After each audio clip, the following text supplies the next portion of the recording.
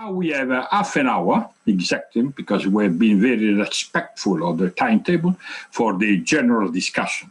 So please, who wants to contribute, either posing question to the speakers or adding some remarks stimulated by the presentation which we have just heard. So the floor is yours. Who is willing to start? Of course, also people who have not yet made their presentation are allowed to raise a question or considerations. I see yes. Now Janet in just following. Please. And Christoph. And Christoph Engel, after Christoph Engel. I actually will come in with just to get the conversation started, but I like Sabina's point about that there are all these multiple, there's a limitation to the current yardsticks around GDP. We need new yardsticks, but there are complications around what those are and how complicated they are, and these sort of dashboards with multiple indicators in them. I just sort of ask though, that the world has actually agreed on a set of dashboards, and they're called the Sdgs, the Sustainable Development Goals. There are 17, there's quite a lot there. They could have been boiled down a lot more, but what if countries were to use those as a starting point, since they have mostly all agreed on them, and then have that discussion with their citizens about which of these 17 are the most important priorities for their countries? So just a thought. Over to you again. Thank you. Would you like to answer? Please. No, thank you so much. So the 17 Sustainable Development Goals are measured by 230 some distinct indicators, which are in a global database. And the indicators cover, as you can imagine, many different possibilities. And some countries might have 28 of the 200, others have 144, but many countries also do not cover all 232 indicators. I think it is useful, and it's been a fantastic exercise. I've been deeply involved in the interagency group on the SDG indicators, but I think there are a couple of difficulties. One, as you said, is that 232 indicators is a lot, and countries like Kenya, or which is even strong statistically, it struggles to do more than 30. So I think that there's a capacity question. I think there's also a breadth question in that, of course, we've just had a presentation on soul, but anything about spirituality, positive, negative emotions, well-being in the psychological sense, culture, meaningful work, those are not covered. And that does seem to be a deficit in terms of this discussion and in terms of people's Thank you. need and hunger at this time. Thank you, Sabina. Mariana, you wanted to say something? I did, but I think Christoph had his hand up before me. Christoph, no, please. Yes, please. I'll go after you. Yes. That's very kind. Please, Christian. I have a question about the direction of the discourse, so to speak. I guess everybody present today would be behind most of the normative statements that have been made. But isn't the more important question positive analysis? So to which degree do we have reason to believe that this shock through which everybody goes these days does have an effect on substantive preferences, if we use the economic language, and on procedural preferences? Even to the degree that we believe people will have different wishes and are happy to stand up for their wishes, do they have any chance to get their wishes fulfilled? Because if those things we have called for would be implemented, it's pretty clear who would be the losers. And the losers would be those who currently have strong political power or economic power. So there are considerable vested interests. And I think what we should direct the discourse to is, to which degree is COVID-19 what political scientists would call a window of opportunity that gives us a chance to get change in directions that otherwise would have been impossible to bring about given all those vested interests. Thank you, Chris. Yes. Mariana, you wanted to say. Okay, just two things, one on GDP and one on SDGs. I mean, I think sometimes we should also, I don't want to say not exaggerate, but even with the existing measure of GDP, we don't use it enough to then highlight big problems, right? So again, in the UK, the level of private debt to disposable income is back at the level it was just before the financial crisis. And that's what caused the financial crisis. And that's not in the headlines. And you can see that actually from GDP. You can see that this country is growing through consumption-led growth, not investment-led growth. And that consumption is fueled by debt, which is, you know, helping the financial sector. We now have all these, you know, buy to, how do you say, help. We're helping people buy homes, which they can't afford. They will never pay back, you know, their mortgages. That again is increasing the debt levels. With existing measures, we can see that. We can also see with existing measures, you know, all the, well, I should say, even without bringing in happiness and well-being indicators, just the fact we don't know how to value those areas that have no price, right? So public education, the cost of public education goes into GDP, the salaries, you know, of the teachers or of the desks, but the actual value that's produced, we don't know how to value that because it's free. So the fact that we actually confuse price with value is a huge problem, but it's not necessarily one of talking about happiness and well-being. It's actually that we've completely confused price with value. And so I think there's lots of more almost boring measures. I mean, another problem is that we confuse profits with rents. You know, classical economists, Marx, Ricardo, and Smith were very clear that rent was theft. They called it that. Adam Smith called the free market free from rent, not free from the state. But today, a lot of, at least the GDP side that we look at through income, not so much demand, we don't really distinguish profits from rents. Again, that's a huge issue, but very few people are talking about that. So it's not that the, you know, Fitoussi and Stiglitz, you know, and Sen Commission was not important. It's incredibly important, and we should, you know, strengthen all the thinking that went behind it. But we should also become a bit more boring and say we should also distinguish, you know, profits from rents, and pay attention to what we see even with consumption-led growth, which is there. With the SDGs, that was sort of my point about mission-oriented policy, which is, of course, we need dashboards and indicators, but also refining policies like industrial strategies, innovation policies, procurement policy. Procurement budgets are massive, by the way. In the UK, I know that the procurement budget of the Ministry of Transport is $40 billion, and the entire innovation budget is just 10 billion.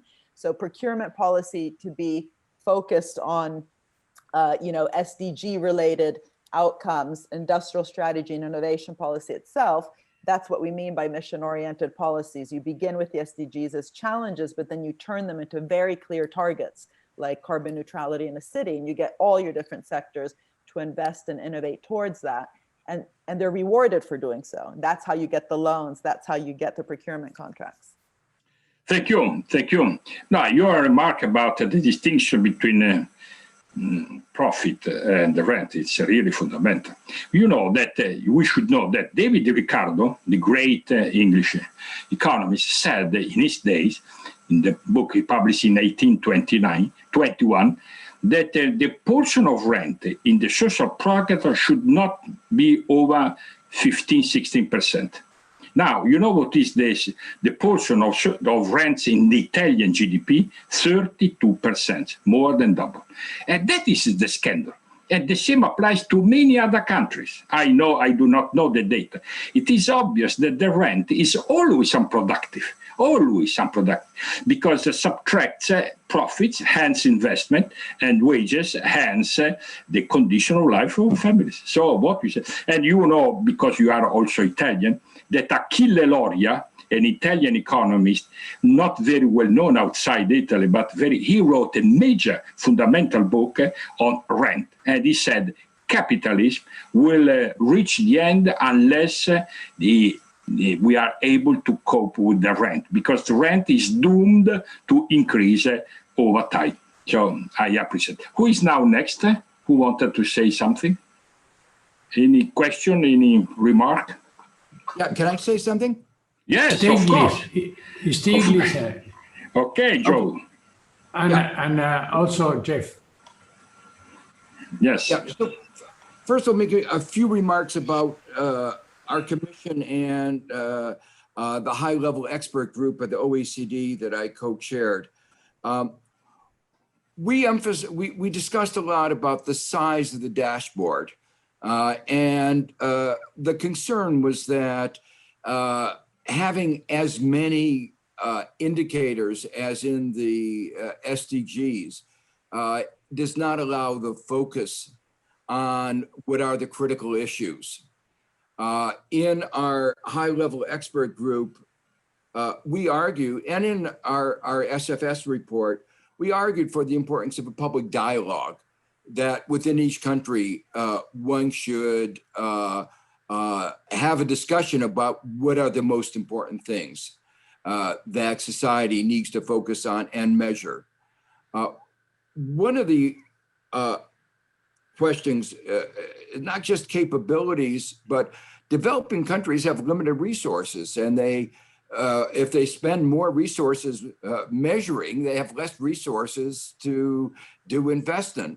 And so we were very conscious. We had one set of meetings in Africa, and Ravi Kamber and I, and Ibrahim Patel, who's the Minister of Development in South Africa, wrote a paper on basically what we thought were the key indicators that one might want to focus on for a developing country, and how one needs to have a process for ascertaining what those are.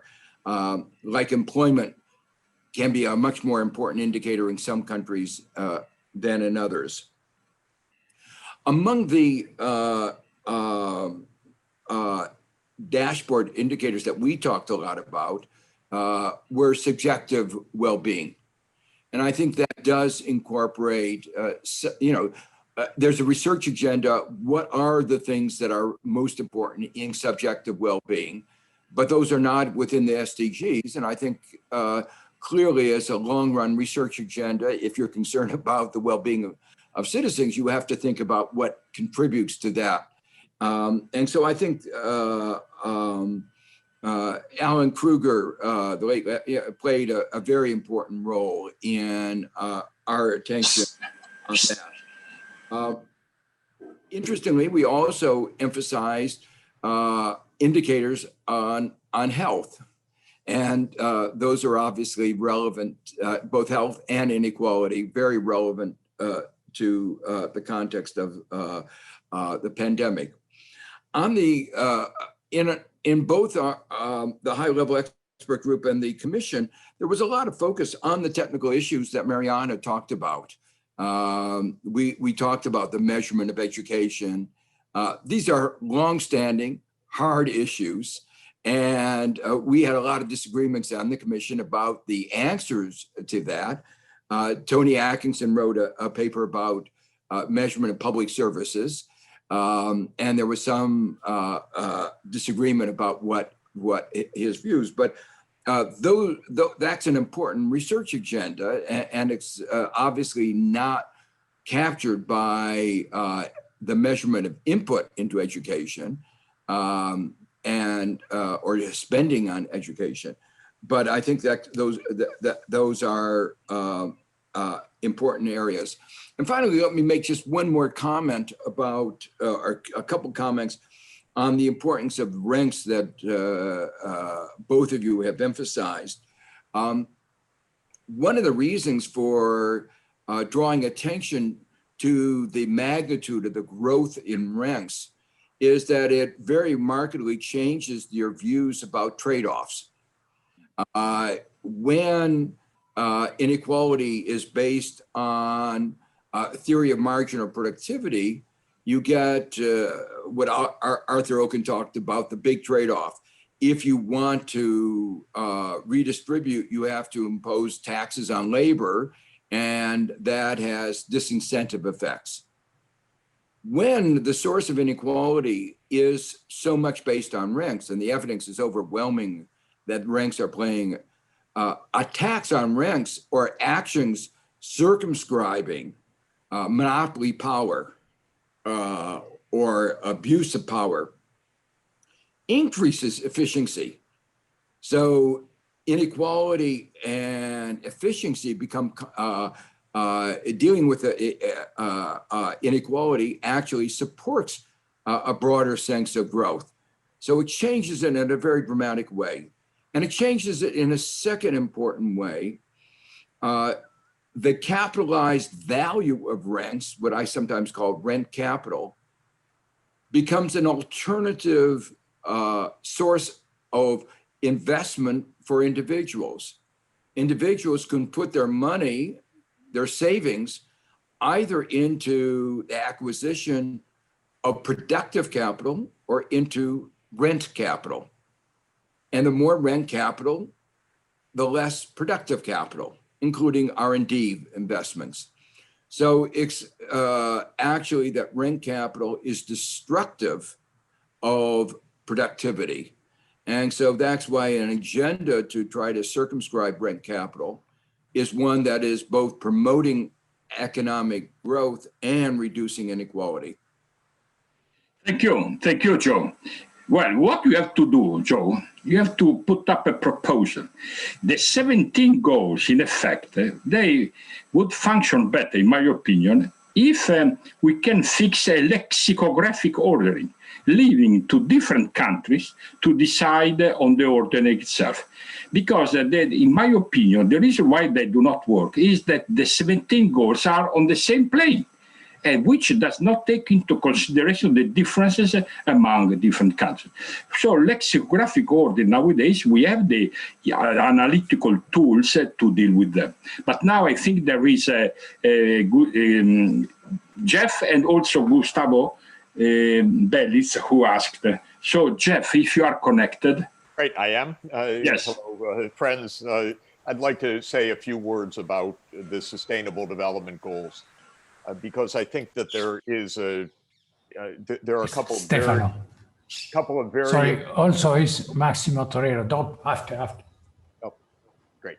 I think there are a few very important contexts that are important. First, the SDGs are agreed by all the governments of the world. This is extremely important. It is one of the few handholds we have in the world towards decency. This is not just another published article or another paper or another proposal. This is the world's agreed goals. The government spent 3 years negotiating them from 2012 to 2015, and Pope Francis opened the session in which they were approved, giving the moral imprimatur and framework. This is not just a technical discussion. These are the world's goals. Second, it's extremely important to understand that the origin of the SDGs is the Universal Declaration of Human Rights. This is the basis of the UN actions. That is a charter that deeply embodies Christian social teachings, Catholic social teachings, and universal human dignity. The first words are about human dignity. And they identify the rights to health, to education, to social protection, to the other dimensions of the SDGs. I don't really believe the SDGs are lexicographic, although different countries have different gaps. SDG 3 is that everybody should have access to healthcare. That is in the Universal Declaration of Human Rights and in the Constitution of the World Health Organization, 1948. That's not a choice that some countries say that's important for us, but not important in other places. SDG 4 is that every child should have quality education. That is in the Universal Declaration of Human Rights. So when one looks at the SDGs, of course, some countries are close in some areas, others are far away in other areas. So there are different priorities and different policies. But it's not a Chinese menu of one from column A, one from column B.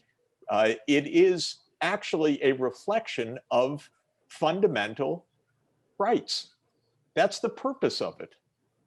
And what was amended after 1948 was the creation, SDGs 12, 13, 14, and 15. That's what's new. And that's what Laudato Si is, and guiding us.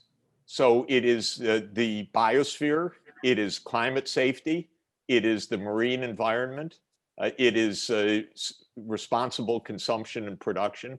They're not choices by country, they're responsibilities and fundamental basic human rights in a sustainable environment. Another point is that while there are technical indicators that are the kind of minimum common denominator of the UN Statistical Commission, reflecting the official positions of national agencies, there is a broader conception about measurement.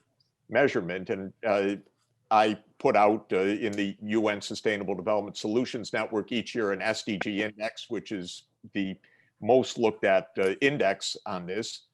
And that includes subjective well-being. It includes many of the indicators we're talking about. And it provides the information that one needs to assess, are children really in school? Are people really getting covered by healthcare? How many tons of CO2 are being emitted, and so on.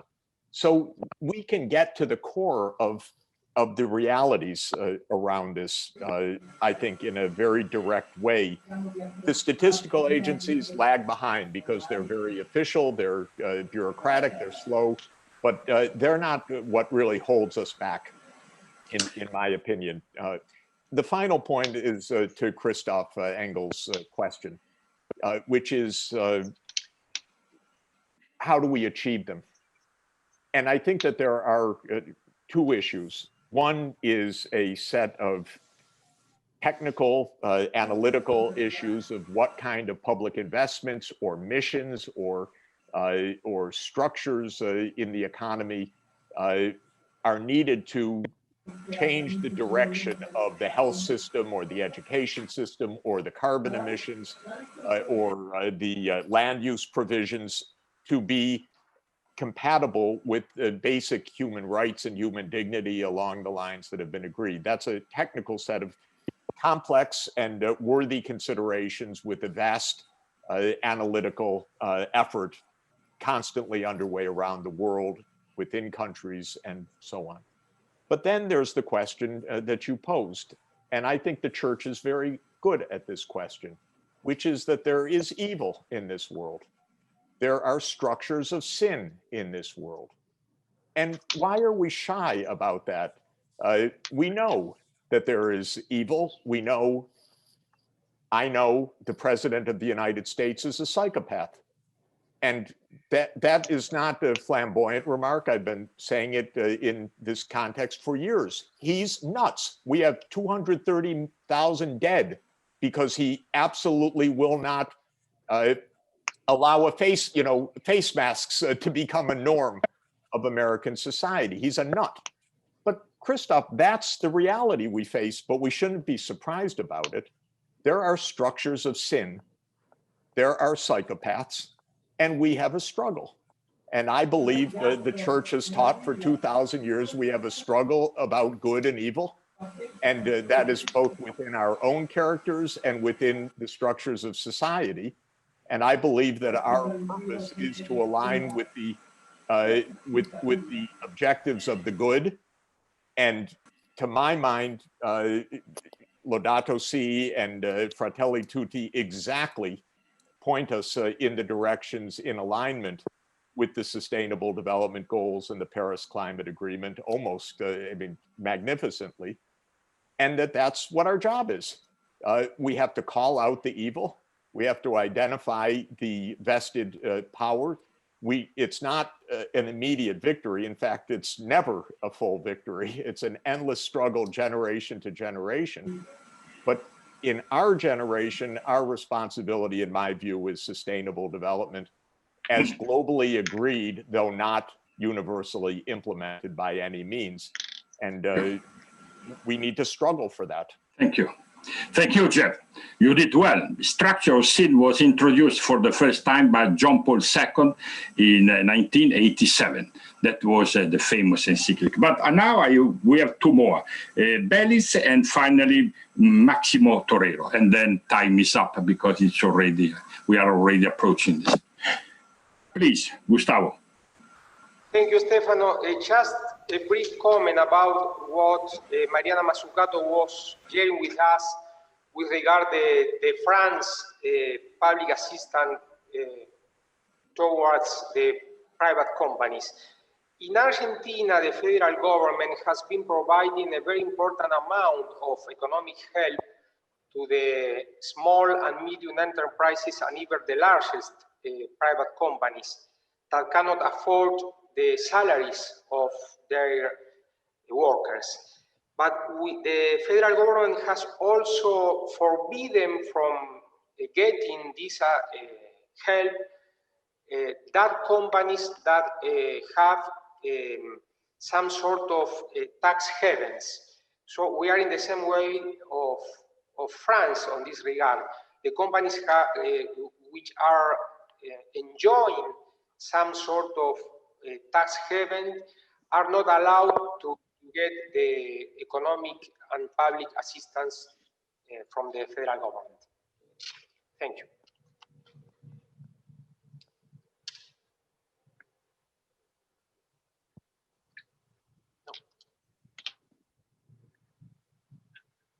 Hi. Can I speak? Stefano, you're muted. You're muted. Stefano, we cannot hear you.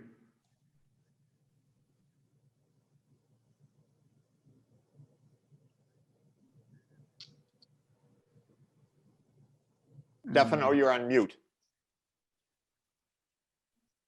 No, he doesn't.